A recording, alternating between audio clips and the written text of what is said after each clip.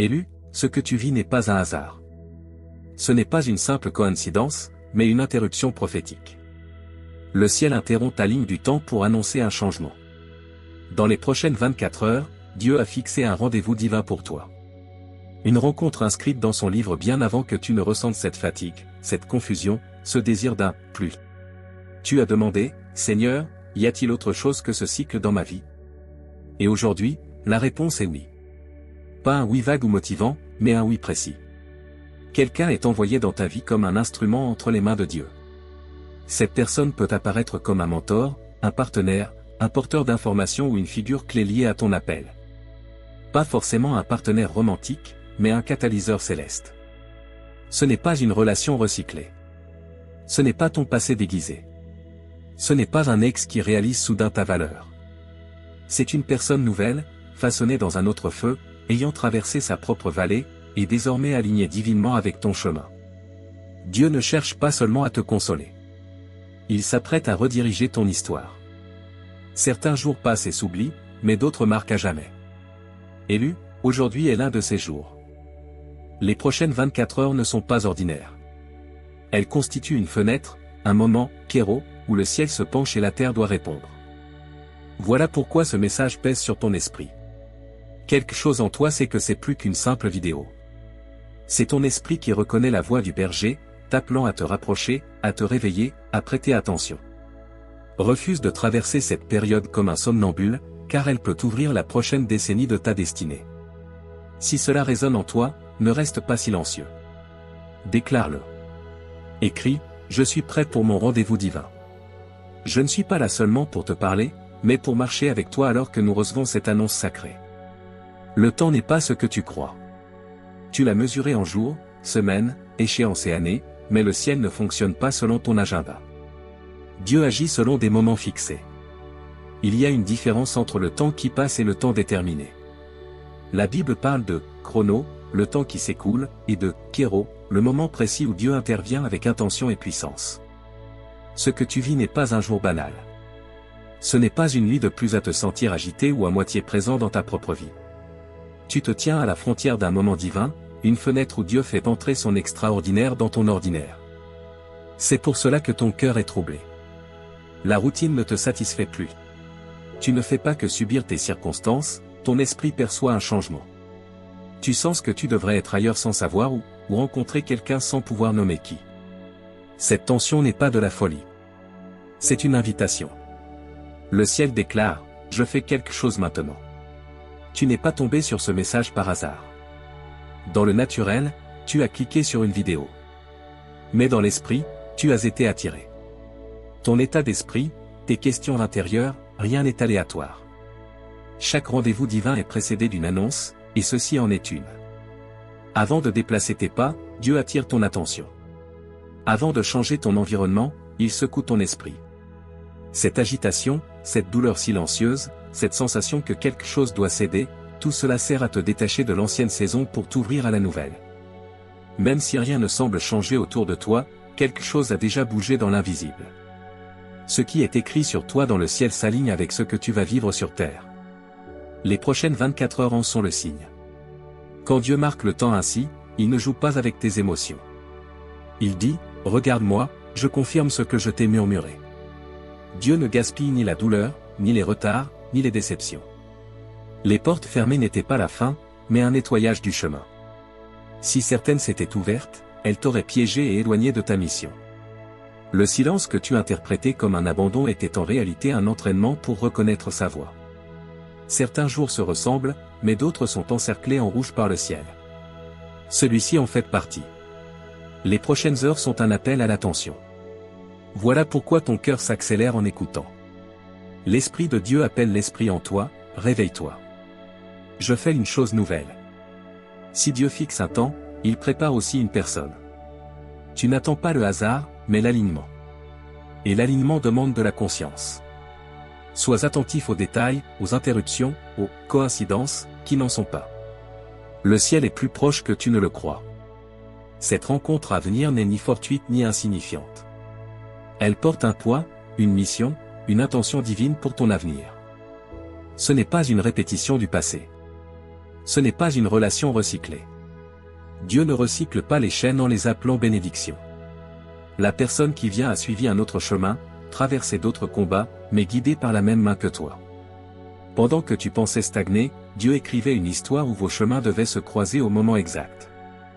Les rendez-vous divins paraissent souvent ordinaires, une conversation, une rencontre simple, mais dans l'esprit, c'est la rencontre de deux destinées écrites par le même auteur. Cette personne ne viendra peut-être pas comme tu l'imagines.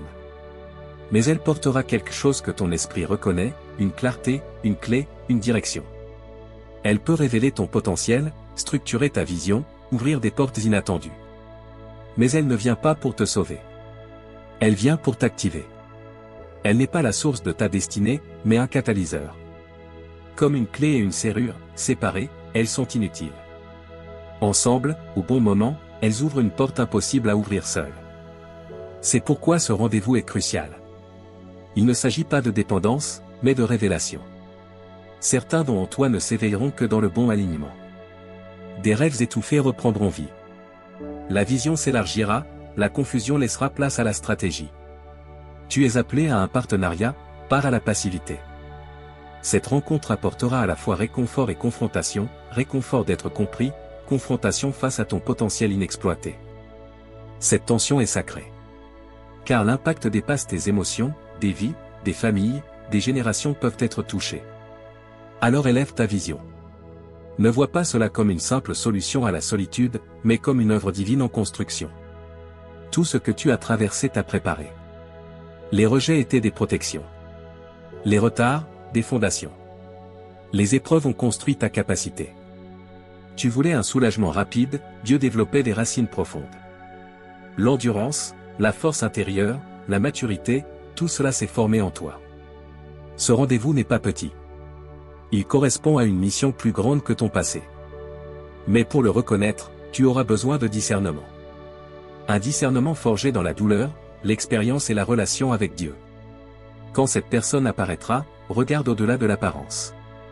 Écoute ce qui se passe en toi. Y a-t-il une paix profonde? Une sensation d'authenticité? Une connexion avec ton appel?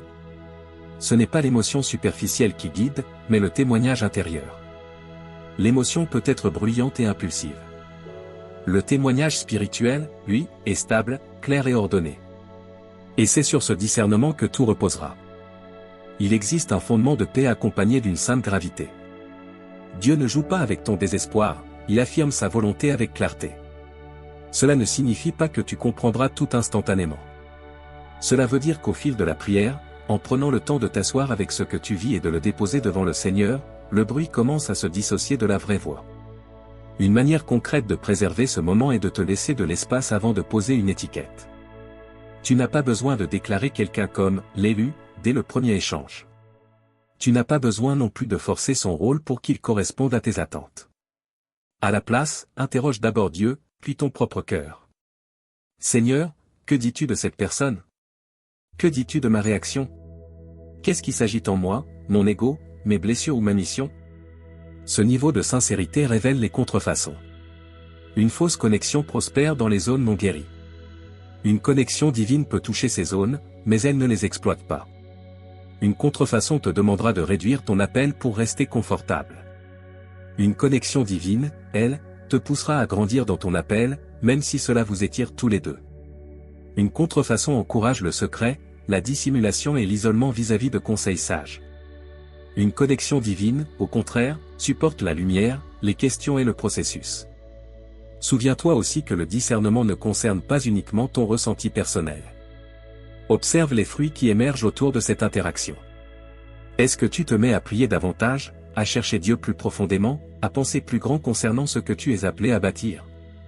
Ou bien sens-tu ta paix diminuer, tes limites s'effondrer, tes priorités se disperser? L'Esprit de Dieu n'est pas confus, il conduit dans la vérité. La gravité de cet instant réside dans le fait que tu ne reconnais pas seulement une personne, mais une porte. Ta manière de gérer la première impression, la première conversation, ta première réaction intérieure ne déterminera pas l'amour de Dieu pour toi, mais influencera la mesure dans laquelle tu pourras recevoir pleinement ce moment. C'est pourquoi ton parcours passé est important. Les saisons qui t'ont rendu plus sensible, plus prudent, plus réfléchi n'étaient pas destinées à te rendre paranoïaque, mais précis. Appuie-toi maintenant sur cette précision. N'endurcis pas ton cœur par peur, et ne l'ouvre pas sans discernement. Présente ton cœur à Dieu et laisse-le t'enseigner la différence entre protéger et bloquer, entre accueillir et idolâtrer. Et souviens-toi, tu ne traverses pas cela seul. Je suis là pour t'aider à nommer ce que tu ressens, pour t'encourager lorsque le doute s'élève, et pour marcher avec toi tandis que tu apprends à faire davantage confiance au Saint-Esprit en toi qu'au bruit autour de toi. Ainsi, lorsque ce rendez-vous divin se présentera, ton esprit pourra dire: Je reconnais cela, Seigneur. Je vois ce que tu fais. Et avancer avec une confiance sacrée plutôt qu'avec la peur.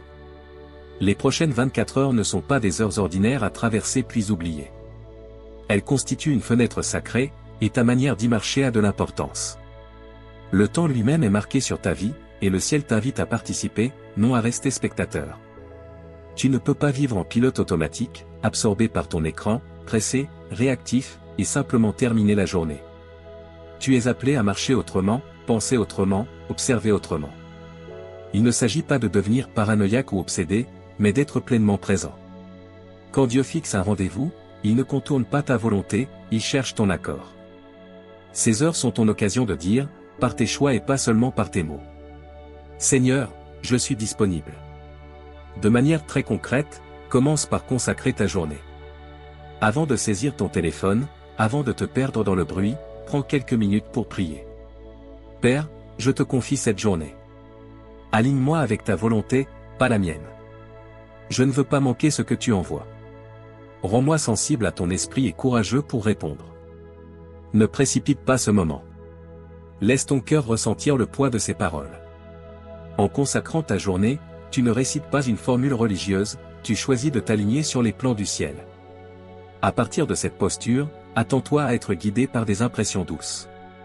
Sois attentif aux détails apparemment insignifiants, l'envie de prendre un autre chemin, de t'asseoir ailleurs, d'accepter ou refuser une invitation, d'envoyer ou répondre à un message.